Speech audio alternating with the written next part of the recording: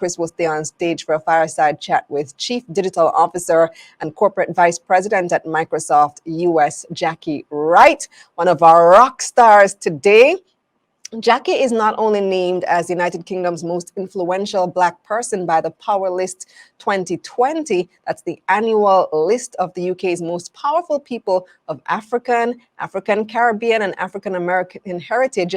She's also the Chief Digital Officer and Corporate Vice President for Microsoft US. She's widely recognized as a transformational global leader, innovative technologist, and STEM advocate. She uses her broad platform to drive thought leadership, not just for the positive impact of digital transformation for business, but also for social, economic, and environmental change. Now, I don't know about you, but this collaboration sounds like the perfect duo to inform us about digital leadership and the future of work. So let's welcome Jacky Wright and Christopher Reckord.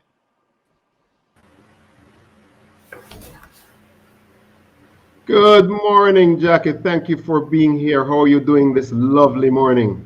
I'm doing well, Chris. Can you hear me okay? Loud and clear. All right, very good. That's always the important part, right? Making sure that everything works well, which, you know, we're in the tech space and we always have to make sure. So I just want to double check. Exactly. So look, for all who doesn't know, Jacky has Jamaican connections, Jamaican roots, right? So we love the fact that we have someone in the highest seat, in one of the highest seats, in one of the most significant technology partners out there. So we're going to have a discussion today around leadership, digital leadership change, and digital maturity and all this kind of stuff. So let me just start out asking Jacky, look, how has the pandemic made you look at this whole people, process, technology triad any differently as it relates to digital transformation? Yeah, and I would add, it wasn't just the pandemic, right? It was all of the socioeconomic, geopolitical, all of those things that in this past 2 years, we've seen that we've never seen, it's unprecedented in terms of the things that have occurred. And so what has it done for me? A few key things. One is, it really shone a light on how integrated, how dependent we are on each other around the world. I mean, let's be frank. We could not have solved this problem with vaccines unless we put our heads together on a global scale. Because while we may solve it in one place, we travel, etc., it affects everything everywhere else. So one key thing for me was the need to collaborate at scale. That was one. The second was how fast we were able to really clinical trials, really get things going. Once we put our heads together as a global team to then say, what do we need to do to solve this problem? Then we had the issue of everyone needed to work from home, which really put at the heart of it why you need technology and the right technology. And for those people who weren't prepared, they had to quickly get to a point where they were able to use a collaboration tool, Teams, Zoom, you name it, Slack, Blue Jeans, whatever it may be, to be able to then communicate because you were working from home. In the last few years, Jacky, was there any specific aha moment? Your name collab, because collaboration, as in my presentation, massively important for successful digital transformation.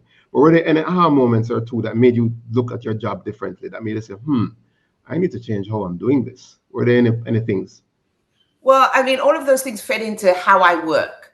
But the key aha moment was this notion of how you as a leader need to interact with people who are now not physically with you. What does leadership mean?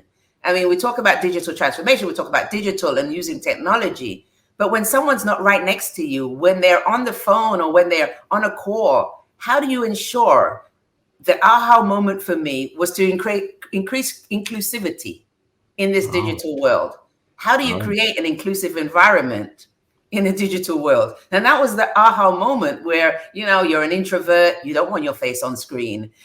You're an extrovert and you always want your face on. How do you balance that? How do you make sure everyone's included? You still get the best ideas, etc. I think for me, that was the aha moment. No, I've watched a lot of your content over the past few years. Met Jacky many years ago when she came to Jamaica. By the way, Jacky visits Jamaica every now and then. She's coming back soon. But you talk in one of your recent presentations around culture, leadership, empathy, understanding customers as key needs to drive transformation. Has remote or hybrid work added or removed anything from this list? No, it's intensified it. It's increased it. I mean, even you, as the average person, you're at home. You may have young children. You may have animals. The lines between your personal and professional are blurred. And how can you still be productive, both personally and professionally, knowing that both of those things are so tightly integrated? I think this is the norm. We're going to see this for years to come. We have to lean into really how do we work better? And how do we make sure we separate our personal from our professional in a way that really keeps our mental health? Because at the core of that, mental health has suffered greatly. Yes, definitely. As we talk about leadership, in a recent presentation by a couple of the IT leaders in Jamaica, all of us were lamenting that very thing that you mentioned earlier on around, okay, what we really need to do differently? And you mentioned inclusivity around leadership. For me, it's also okay. I don't know right now how many times you physically have to go into office to do work, or are you 100% remote, or is it there a hybrid situation? But again, in terms of specifically just leadership, not just interaction. Now, is there anything that we need to be thinking as leaders that look, we must ensure that these things happen as we work with our team? I think taking a pulse and being empathetic, understanding the individual's needs, we have to have a heightened awareness of that. Before, people would go home and you would not really know much about what's happening in their lives. But when they're at home, working from home, and they have to be able to take breaks to do certain things. I mean, we had the pandemic where children were not even able to go to school. Yes. And so we need to have a heightened awareness as a leader to understand the individual situations to then better accommodate. And how you create that flexibility is the new norm for this world. It really is. Mm-hmm. So you have an upcoming visit here to Jamaica. I think it's a conference coming up shortly. Your visit to Jamaica on and off in the past. What do you think we as a country should be considering? There's been a number of comments in the chat this morning about digital transformation, us in Jamaica as a people and all that. But from a person that has your global, your experience and understanding, you come in here and you look around, what thoughts come to your mind around areas for massive, whether it's disruption or just improvement? I think there are quite a lot. I mean, when you think about digitally transforming a country, it includes many different things, but at the heart of it is digital inclusion, because you don't want to create digital exclusion. And so as I think about what we need to do, and I say we warmly, what do we need to do? We need to think about, this digital explosion, this industrial revolution 4050, whatever you want to call it. How do we make sure in Jamaica that we benefit? And I say we broadly, not just a few, but everyone. And so that everyone can play into it. So from a country perspective, digital inclusion is at the core of it. And then how do you provide digital services and utilize all the data that we have to the best of our ability to improve economic development, mobility, and all of those things? And those would be a few things for me. Okay, great. My board of directors recently did a training on this whole topic of environmental social governance, ESG. Right. And interestingly enough, since the pandemic started, I ramped up my hiking. I hike every Saturday morning, and I'm kind of taking a lot more notice of environment these days. I really look forward to, but I know you're big on sustainability. I don't know what advice you have for business leaders, for folks here. How do they change the headspace thinking about digital transformation in terms of environment and sustainability? I think when you think about who you are as a company, your brand, your reputation, the sentiment you build hinges on being a good company first. Profit comes from that. And so I would ask each and every leader to think about what are the ways that they are doing good for their company, for their country, for their constituents, for the people. Because at the end of the day, if we don't get in control of climate change, as an example, there will be no country, there will be no world. You know, what we're seeing with weather patterns right now are having a direct effect on supply chains, direct effect on our ability to do business. So they're intricately involved and dependent. You know, it's symbiotic in terms of, if we don't keep the society good, if we don't keep our environment good, we will not be doing good business. And so for each organization, they have to think about that. And what role can they play in creating a sustainable environment, a healthy environment, whether it be water, waste, climate, renewable energy. Those things are at the core of any good business, which again starts with making sure we have a good environment. So, you know, I'm really passionate about that, as you can tell. Yes, I know. I believe, you know, countries even in the belt, the middle belt, can provide certain things like solar energy and power to then really feed not just their countries, but others. And how do we think about that from a sustainable perspective as well? There's just so much there. Yes, there is. There is. You know, and I recently visited a friend's house. He was visiting from the States and went to his parents' house. When I got there, I could not believe the amount of solar panels that this man had all over the house.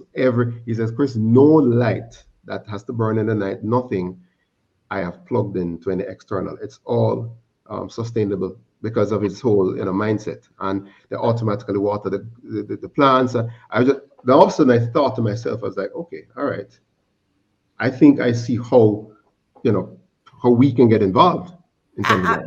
Absolutely. And you know, it goes back to the point about how dependent we are globally.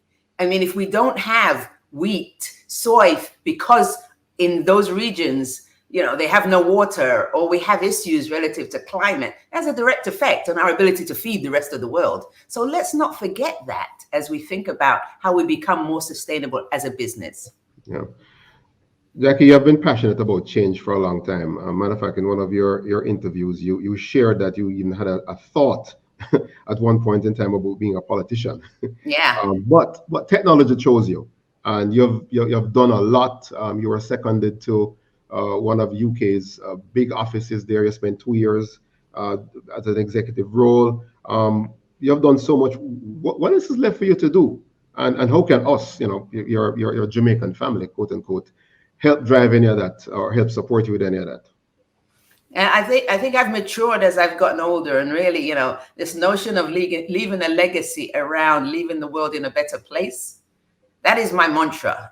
And I would hope that as we look at the challenges in the world and even the challenges in Jamaica, how can we use technology, data, all of the, you know, the digital capabilities to solve some of these problems that are inhibiting us from moving forward? You know, crime, health, just social, so the ability to thrive, currency, how to grow things naturally, you know, in a sustainable environment, agriculture. You know, I would ask the country, what are some of the things you can do to differentiate and create a more sustainable environment and a more healthy environment for the economy and the social and political? I mean, those would be the things for me. Making sure that everyone's included. I can't stress that enough, that digital exclusion, specifically for people of Black and brown hues, we've seen the pandemic have an effect on them more so than anyone else because of certain things. So how can we lean in to make sure that that doesn't occur again? That would be my ask. Okay. Now, we can't be talking to the Chief Digital Officer and Corporate Vice President for Microsoft USA and not talk about technology. I have to have some tech talk here now. So the first thing I'll just throw out is, you know, I recently read the Microsoft 2022 Work Trend Index Report. There's a section which speaks to emerging technologies at work. I don't know, do you have any favorites. It spoke about the metaverse, Microsoft's version of the metaverse. Let's talk a little bit of tech, Jacky. Sure. I mean, let's really talk tech. There's really all these exciting things happening. Everything from quantum computing and the ability to take data at scale, right? Then you've got the whole how you develop Web 3.0, and in GitHub there's something called Copilot X, which really uses natural language to create code in a way that makes everybody the ability for anyone to be a coder. So just think about that in terms of everyone now being able to code. Then you've got this proliferation of data, and how do we use data in a way that really gets at AI from a predictive, prescriptive. And then we've got, IoT, which I think has been really, when you think about the ability to use IoT across the spectrum of all things, gathering all data, then you've got this immersive experience stuff, augmented reality, virtual, mixed reality, which then gets us to this point of, what is a metaverse? This blurring, whether it's digital twins and the ability to envision your manufacturing plant, envision a healthcare facility, but then create an immersive experience with physical and digital and be in places that you could never be in because you've blended and blurred and be in this so-called metaverse. All of those things for me are really exciting. I heard your folks talking about healthcare, and we have exciting technology in healthcare in such things as how a doctor now can use a device to then transcribe just by speaking and transcribe, convert it into notes, put it into a data without the paper. So a nurse not having to write, because they can verbally and focus on the patient because they're speaking and is automatically transcribing and documenting. I mean, there's just so much stuff in terms of technology and what it can do for us. It really is about knowing what problem you're trying to solve. So yes, I'm excited about all the things. So in terms of what Satya version of the metaverse is, I'm excited about that because I do believe that we are heading for a permanent hybrid situation. I would love to learn a little bit more about how are you using any of the Microsoft Teams tools around metaverse and us being virtually there and as realistic as possible. I mean, I watched some of the videos and I was like, wow, I like this. I'd love to implement this for some of our customers. I mean, have you been using any of this? Yeah, and we've been working across various industries, everything from in the manufacturing plant, right? And looking at how you can physically and virtually create a supply chain manufacturing process end to end, innovate real time with that, going into a store and doing real time innovation in how you visualize what someone wears or what they do. There are many aspects of what we've been exploring across all different industries. And I think as you think about this, you also have to think about what are the challenges, right? If you think about the challenges from an AI, from an ethics perspective, we have to do this responsibly. Because at the core of this, you've got digital currencies, you've got, we talk about Bitcoin, really Bitcoin and what's happening there with the distributed ledger and the ability to use digital currency.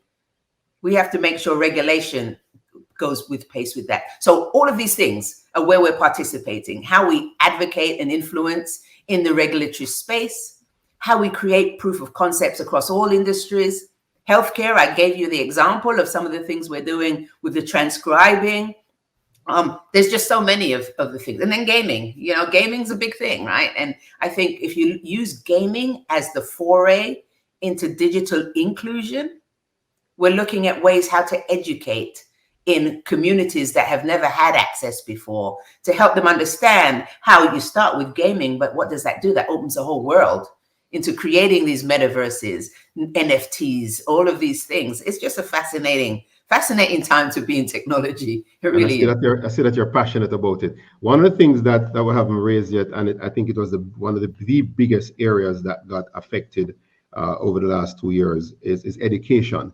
What are your thoughts on education, Microsoft tools and technologies that we should be suggesting. An executive called me this morning and asked me, he had a simple question. Chris, do you use Stream, Microsoft Stream? I said, you know what, I actually do use Stream, and here's how I use it. And I explained that we may do recordings to internal training, or we may even doing something like this and then saving it internally using special notes and all of that. And he's like, wow, okay, so it's like your internal YouTube. I said, something like that. But yeah, I mean, education. Tell us about some of your thoughts, Erwin. Yeah, we've been focused really greatly on education. We've created these programs for digital inclusion in communities. So we've gone into communities in conjunction with academia, private, public sector, bringing our curricula and asking these learning partners to help train in these communities, and then work with these corporations to create alternate paths to employment, through internships, apprenticeships. You're not requiring you to have a degree to do this, but creating certifications to then be able to allow all people to get in. Even in Jamaica right now, we are going to stand up the TEALS program in schools, in certain schools, to then focus on education, early education, to make sure that our children are digitally included. It is at the heart of creating a digital economy where everyone can participate. So yes, it is by far one of the highest priorities we have, and I have really, as we think about how we can make sure we create a place that everyone can participate. Fantastic. So again, you'll be here in another few months. I don't know. Do you have any, high-level pre-release of some of the things you may talk about then, or as you talk to us as diaspora? No, because on the call, by the way, Jacky, when we did our little poll this morning, we have folks from the UK, we have folks from Canada, from Trinidad, Barbados, St. Lucia. We have folks from all over the Caribbean, joining us to have discussions around digital transformation and maturity. So just to let you know that it's a wide audience in here.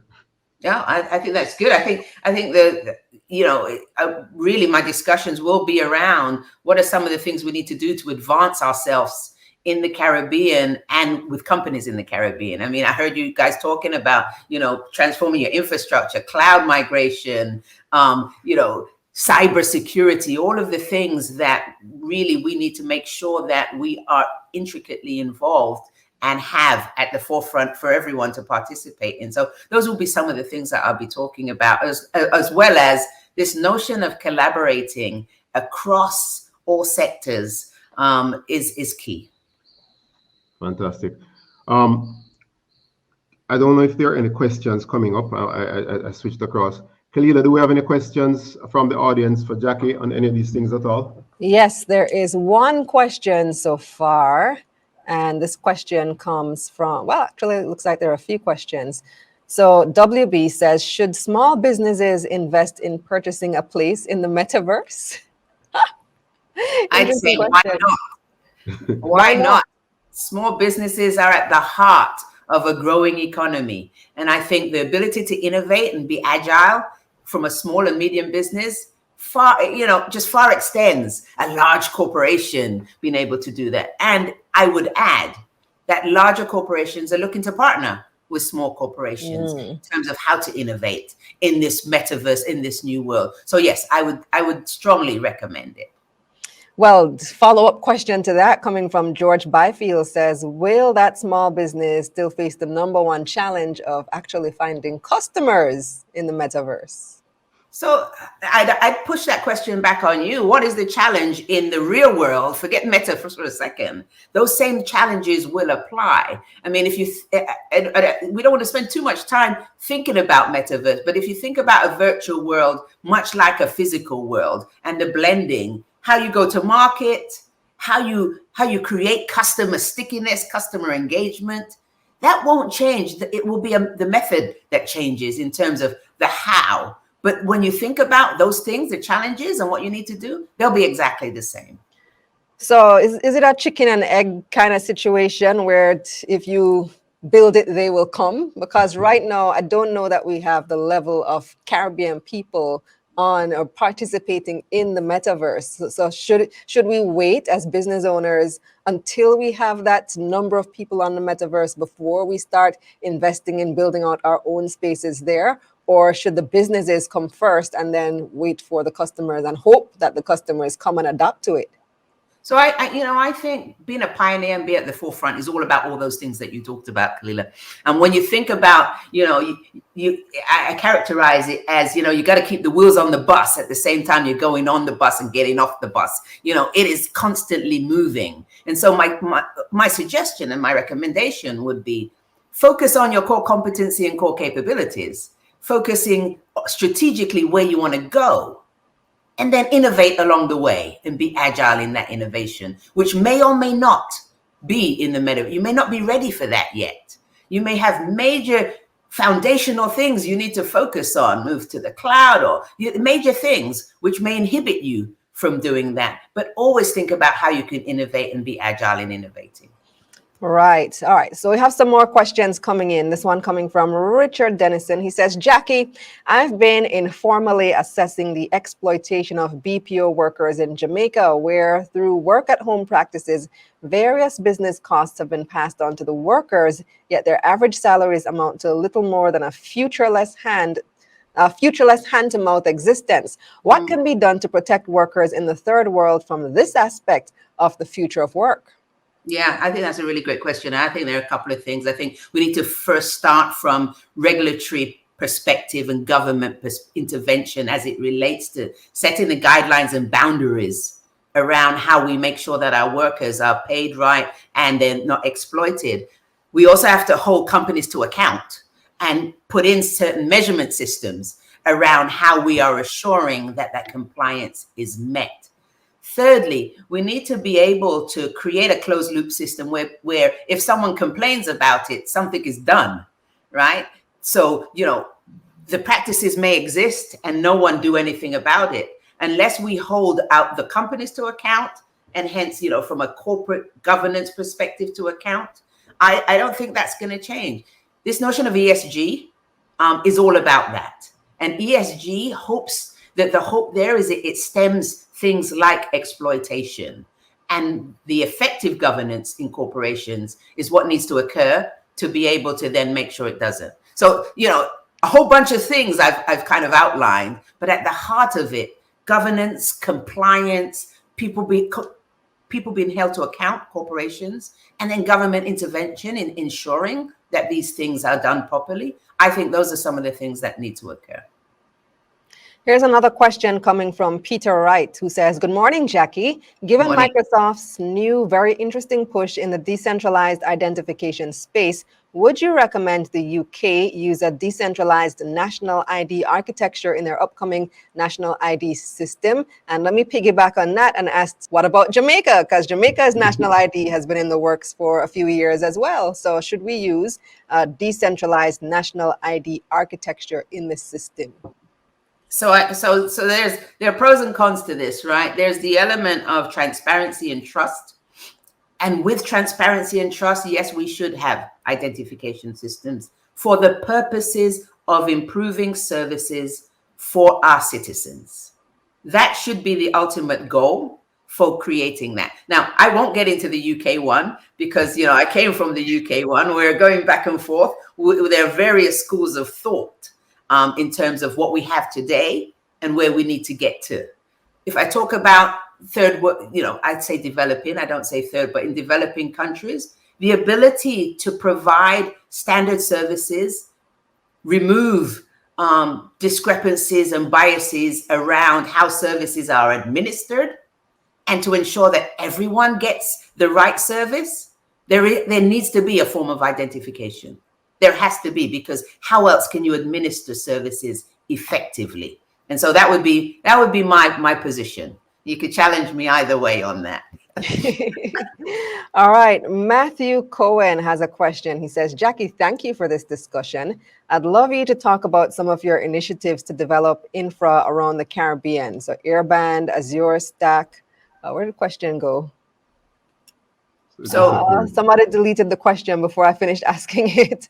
All right, let me see if I can find it again. Okay, here it is. All right, and then he also wants to know any other initiatives on education, digital skills you can speak to. So let's touch on the digital skills one in particular. Yeah, I just talked about the TEALS program, which we've just started to launch in Jamaica, and you will start to see that. So that is an educational going in K through 12 to really focus on digital inclusion. So that is one. If we talk about the airband, we have an airband project. I am not sure where we are relative to the Caribbean. I'd have to come back to you on that, because I'd be speaking out of turn if I were to say we're actually doing it, because I really don't know. But I do know it is a focus for Microsoft globally to provide Wi-Fi in locations where it doesn't exist. So that one I'll have to get back to you on. And then there are some, other things relative to education that we focus on, whether it's a focus on girls in STEM, or whether we've most recently launched a cybersecurity program, educational program, which I'm going to advocate that I think we should do in Jamaica, because I think it would be a great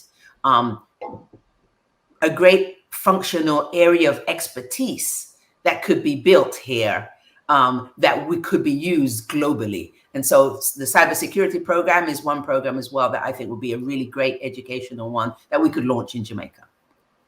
Next question comes from Andrea Clark, who says, based on the discussions this morning, digital transformation and culture transformation are inextricably interlinked. What advice would you give to an organization that is focusing on both? Where should this organization start? Where should this organization start in these transformational paths? Yeah, good question. And there are quite a few elements there. One is tone from the top, right? Your leader has to really drive this and create the narrative around where you want to go. Create the narrative on what good looks like. And then with that leader, your senior level leaders, making sure we have the right leaders at the right levels. So leadership capability is really key.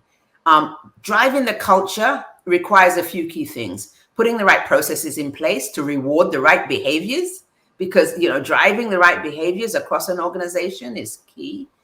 Communication, both internally and externally, is another area where that is also key. And then developing some core processes around how you drive innovation to prioritize where you need it, how you do it, and then communicate that journey. Those are just some of the things when you think about digital transformation that you have to really think about. I mean, it's everything from foundational infrastructure things, but all the way through to how you go to market, how you engage with your customers, how you improve your back office operations. So you have to really have a kind of blueprint of all the things that you need to do to be able to transform, with culture being weaved throughout, processes to reward people throughout, and processes to communicate throughout. We have another question coming from Deanna Rose. What are the main metrics for encouraging government and corporate entities to integrate ESG standards in their operational frameworks? And how can one convince them to utilize analytics, not just for bottom line, but in addressing environmental issues?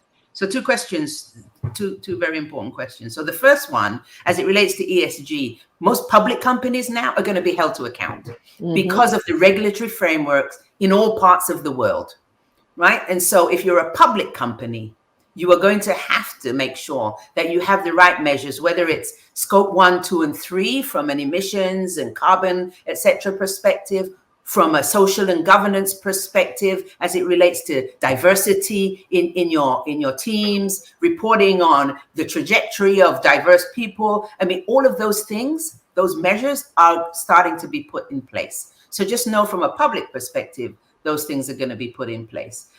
From a private, to your point, how do you convince?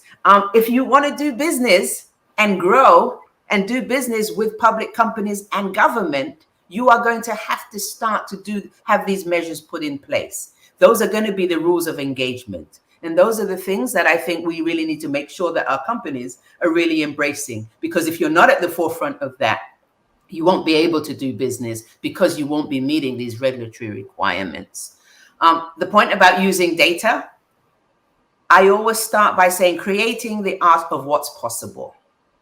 Think about creating a vision of what it could be, and then help people understand how data informs that. create examples around that, because people have to visualize, and then create proof of concepts around it, and iterate on that, create an iteration of innovating to show people how data can inform, can predict, can prescribe. I think there's just so many things, but it really starts with creating the art of what's possible. All right, let me see if we have any other comments. Peter says, thanks, Jacky. You would have been a great politician. You think? I didn't answer it properly, or did I answer it politically? And he says, NIDS he's a great answer. NIDS is a must. And NIDS, of course, stands for the National Identification System that's being developed here in Jamaica. George Byfield just came in with a question. He asks, how can we change the mindset of our leaders to embrace digital AI transformation? For companies, I think demonstrating how you'll be left out and not be relevant is a prime example.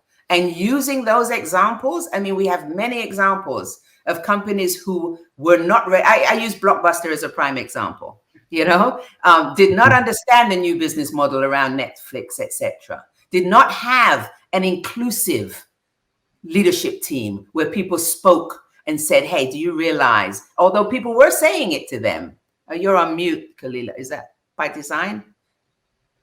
Did not have, an inclusive leadership team who was able to say, wait a second, we need to do these things. Those are examples of companies that are, if you don't do it, you won't be relevant. And I think we just need to consistently tell people the stories of how people are being successful and how people are being left out, or companies are becoming irrelevant and not being successful. Well, Jacky, this outpouring of information has been informative, educational, exciting. I felt the passion through the device. I'm using a Microsoft Surface, by the way. I need to get a new one. I love it. Yeah. So I don't know if there's any parting words for us around our use of tech, around some of the questions that you felt here. We have about right now about 300 people online, and this has been an excellent view from an executive within an organization whose tools we use so much. Yeah. Someone mentioned something about Stack. We are having a presentation on the Azure Stack tomorrow at 9:30 by Blair, by Salt Technology. They have an Azure Stack here in the Caribbean, and we actually have an Azure Stack here in Jamaica. So he'll be talking about that. Yeah. So are there any parting words, Jacky, as we come to the end of this segment? I think the only thing for me is, what is the social conscience of Jamaica? That would be my question to Jamaica more broadly. And how do you raise all boats as you think about this digital journey that we are on as a society? Because again, I started with this ability to recognize you have to collaborate across to create something at pace. You can't do it without encouraging and making sure that everyone's included. So I would say that, technology is here to stay. Digital is here to stay. There are so many capabilities, so many innovation that is coming to bear right now. How can we make sure that this country becomes a country that you can hold up as a poster child for truly transforming and bringing all people along as part of it? Fantastic. That would be my ask. All right. Thank you very much, Chris. Thank you so much, Jacky. I see lots of very positive comments coming in the chat. Dale says, I'm enjoying her passion and energy. Inclusion is point on. Sonika says, the fireside chat was surely fiery. Great presentation. We could feel Jacky's passion. Andrea says, thank you. Excellent. Peter says, excellent presentation. Jacky's been one of my mentors for years. Thank you. So yes, a lot of great feedback coming in. Very good. Thank you, Chris and Jacky.